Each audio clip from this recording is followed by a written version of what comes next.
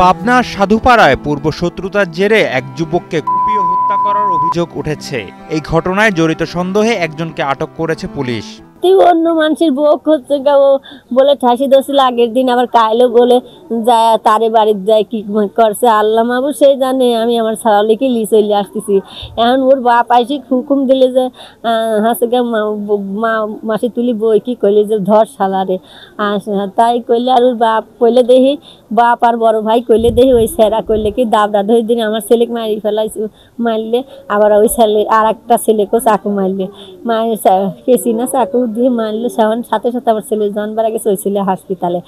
দেখেন নিজের ছেলেই নষ্টামি করে ধরা পড়েছে, আবার নিজের ছেলে কি দেশি কাঠ দিয়ে আরেকজনের জান খাওয়ায়, আরেকজনের ছেলে খায়, সে কি বাবা?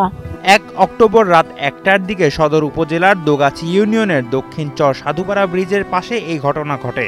গতকাল রাতে যেরকম পাবনাতে একটা হত্যাকাণ্ড হয়েছে, আকাশ নামে এক ছেলেটা, এই ছেলেটা হচ্ছে একটা ভালো ছেলে ছিল, একমাত্র এই নারী ইফটিজিনের প্রতিবাদ করতে গিয়ে তার জীবন দিতে হয়েছে।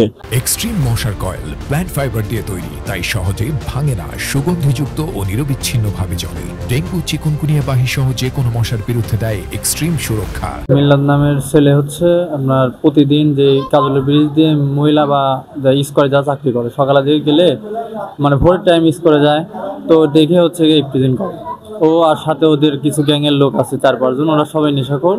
আর এটা আমরা হচ্ছে যুবক সমাজ হিসাবে আমরা প্রতিবাদ করতে গেছি। আমি আকাশ, সাথে আমাদের আরো কিছু বন্ধু বান্ধব ছিল, তাদের বাসায় তুলে দেওয়ার জন্য আমরা তাদের বাবা ডাক দেই, তাদের বাবারা এসে আমাদের উপর আটক করে। জানা যায় নিহত রায়হান শেখ এক নারীকে উত্ত্যক্ত করার প্রতিবাদ করায় বিরোধ চলছিল। পূর্ব শত্রুতার জেরে তাকে কুপিয়ে জখম করে দুর্বৃত্তরা।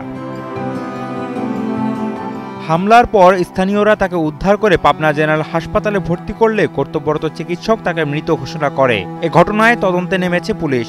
আপনারা জানেন এই ঘটনায় আমরা অলরেডি একজনকে গ্রেপ্তার করেছি এবং আমরা বাদীর এজাহারের প্রেক্ষিতে আইনগত ব্যবস্থা প্রক্রিয়াধীন আছে। আর আমরা উপযুক্ত ঘটনাস্থলে পুলিশ মোতায়েন আছে, আইন শৃঙ্খলা স্বাভাবিক আছে। নিহতের পরিবারের দাবি এই হত্যার সুষ্ঠু তদন্ত ও দোষীদের বিচার নিশ্চিত করতে হবে। পাবনা থেকে মোহাম্মদ রাজীব জোয়ারদারের পাঠানো তথ্যচিত্রে ডেস্ক রিপোর্ট, কালের কণ্ঠ।